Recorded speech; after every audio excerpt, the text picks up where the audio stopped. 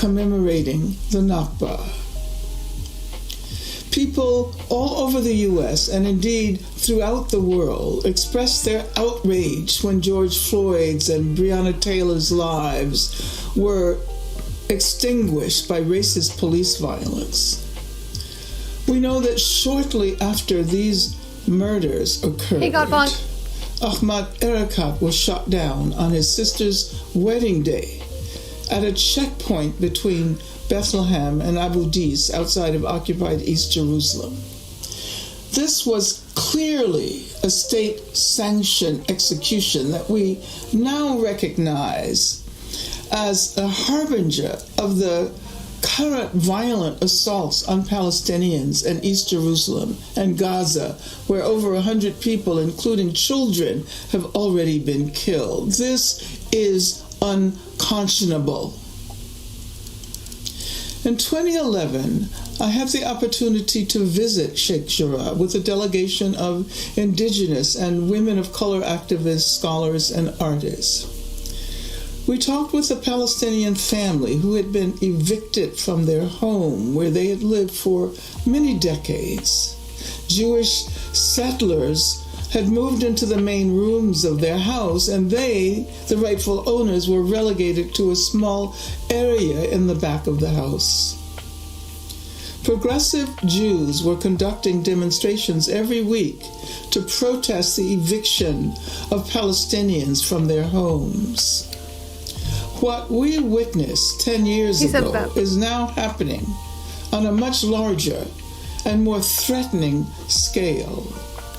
We should now understand that as these evictions continue, they prove that Israeli settler colonialism will only be halted when people all over the world demand that the rights of the Palestinian people in occupied Palestine be respected.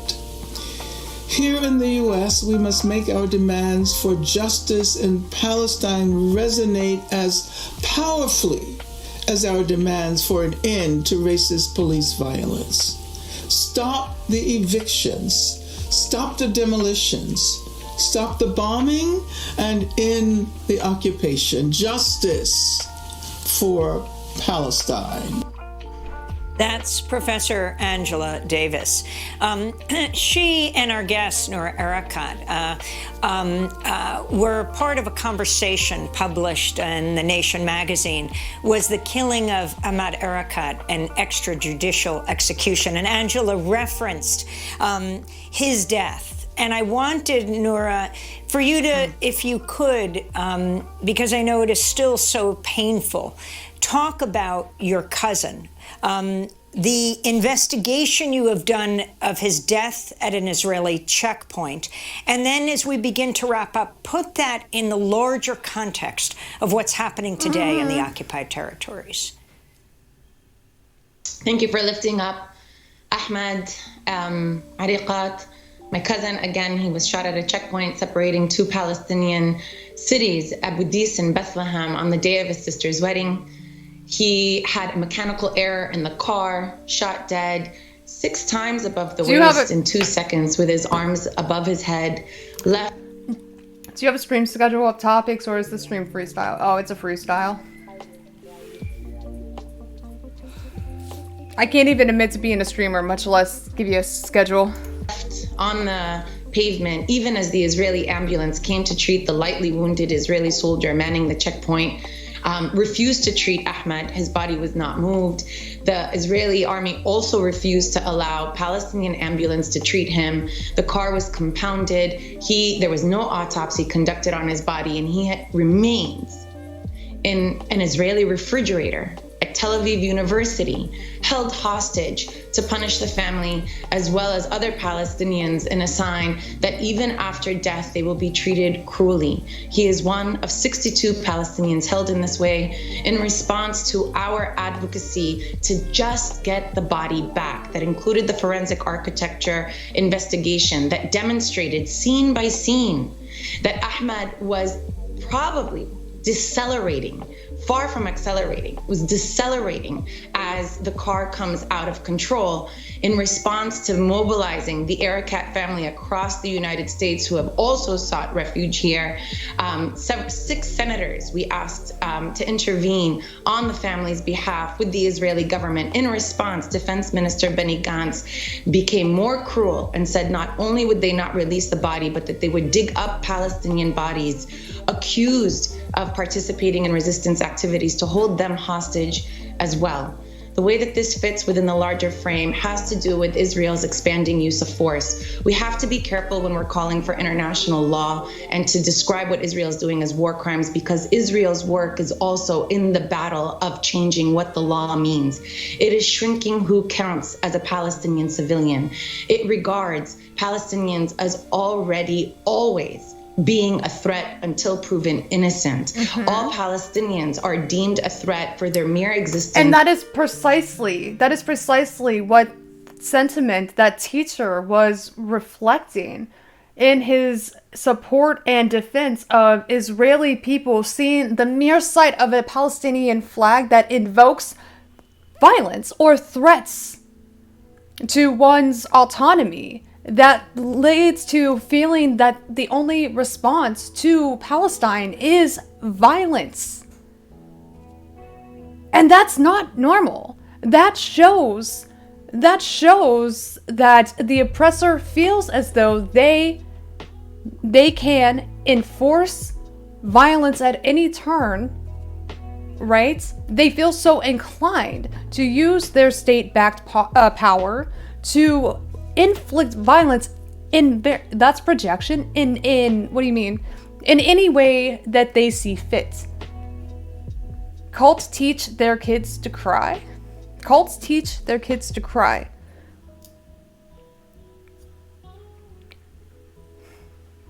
It's the fact that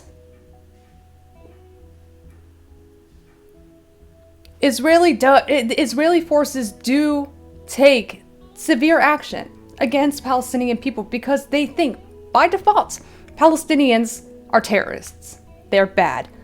They're less than human, and they have to be monitored, regulated, put into check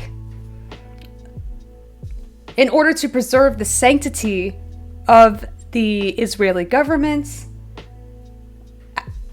functioning as an ethno-state, upholding their superiority in terms of what religion they are trying to promote, and they use the history of what Jews experienced during Nazi Germany as a way to deflect away from their own war crimes. Because speaking out against the Israeli government obviously can easily be translated into you being anti-Semitic. And unfortunately, that is the way that they weaponize their own history of oppression to get away with literal war crimes against Palestinians.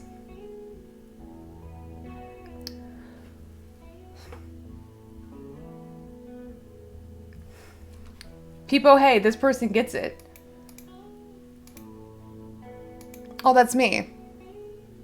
Oh, hey, that's me. This bitch gets it. Violence isn't always rocket fire. It's designing infrastructure that limits civilian mobility, sanctioning the distribution of public utilities, including access to clean drinking water, and facilitating the demolition and displacement of already dispossessed populations.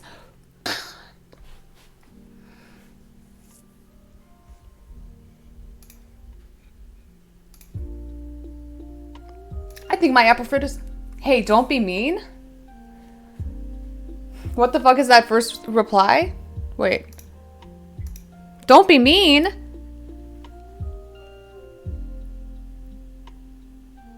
I didn't even see this.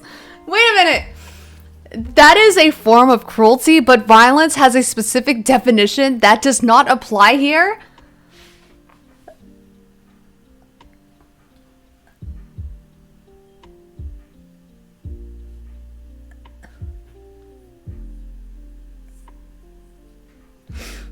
It's just cruelty, bruh. You're just being mean, bruh. Hey, Israeli Hey, Israeli government, occupiers of West Bank, Gaza, committing war crimes, forced displacement, relegating Palestinians to substandard living conditions. Quit being bullies, alright?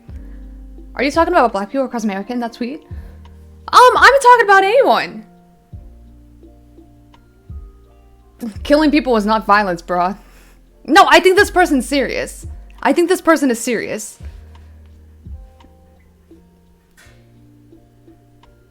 He takes the definition literally just to make his point.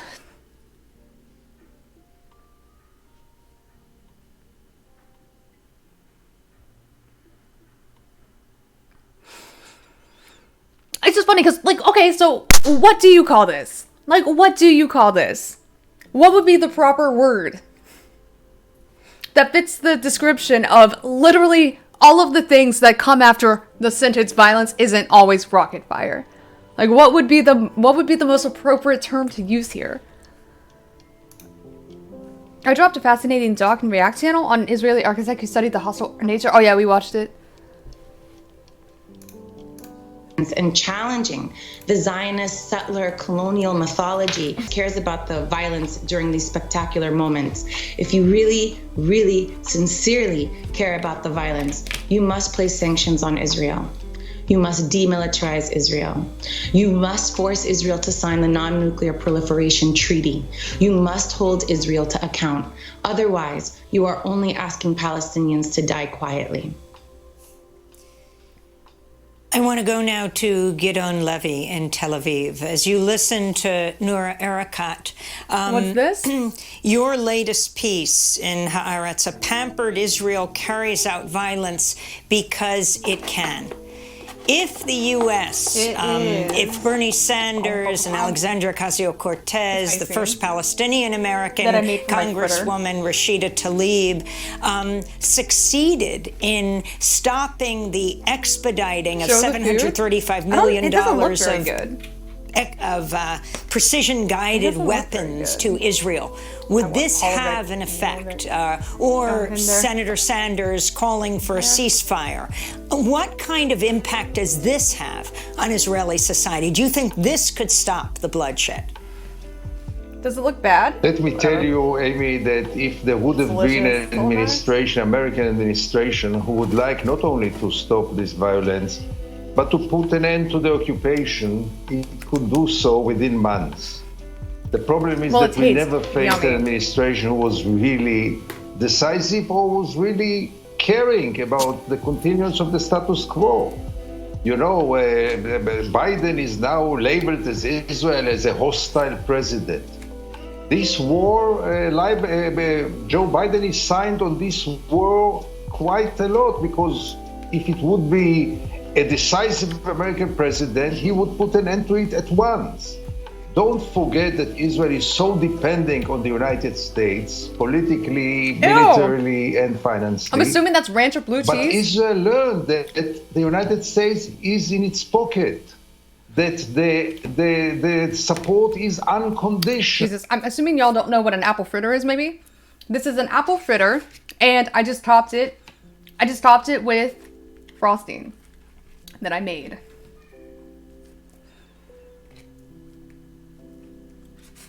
And I made that for Frodo when I couldn't sleep at 5 a.m. 2 days ago.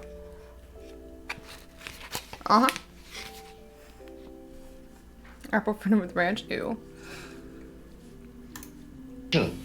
That the money will come and the check is open no matter what Israel does. That's the lesson of Israel after many years. And that's the way that the United States had corrupted Israel. Because if you get this free supply of arms, like a free supply of drugs, you become addicted and you become totally corrupted, because you know there are no one to put limits to your behavior. What I wrote today in Haaretz was that Israel is by far too strong. Would Israel be less strong, it would be it's kind of like a donut. Of a moral state. Because Israelis are not bloodthirsts, they are not monsters. But they do all those things because nobody stops them, because this overall power makes people arrogant. They can provoke the Palestinians in Jerusalem, and they can kill Ahmed Erekat in the checkpoint, and they can continue to steal their land and to do all those things, and the world just hugs Israel. And if the world hugs Israel, Israel continues. There will be no resistance from within Israel. I mean, Israelis will never wake up one shining morning and say, oh, this is not so nice, this occupation, let's put an end to it. Why would they, after 53 years in which they were told that without the occupation, Israel will not survive? The only way... We have 5 seconds. Just my last sentence. The only way to put an end to it is to make Israelis pay and be punished, and then it will be their choice if they are ready to take this price. And I can assure you, most of the Israelis then will say no. Gidon Levy, Israeli journalist, columnist for Haaretz, member of the editorial board of the paper, and Noura Erakat, Palestinian-American human rights attorney and legal scholar.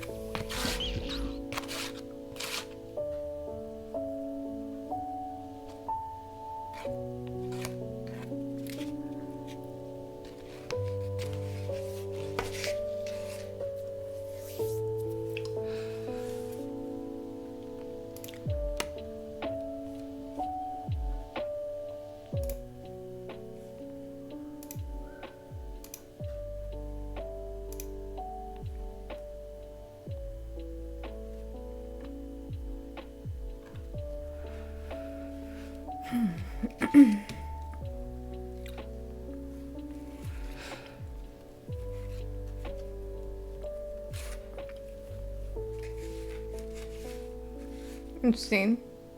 The only way for the terror to stop is if Israelis are punished. Well, under the current Israeli government, they're not going to start implementing punitive measures. They are the ones who are... This is violence promoted by the Israeli government.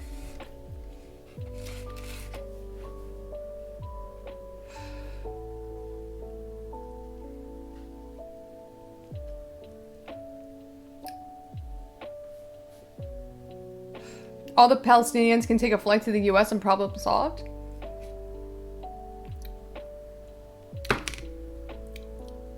Are you joking? The only problem is that President Donald Trump, all right, he put into place a Muslim ban. And guess who renewed that Muslim ban, or like didn't outright reverse it? Point being, Palestinians can't even enter this country. I know that you're joking, but still. What's going on, 8 How you doing? How you doing? Does that person have to yield?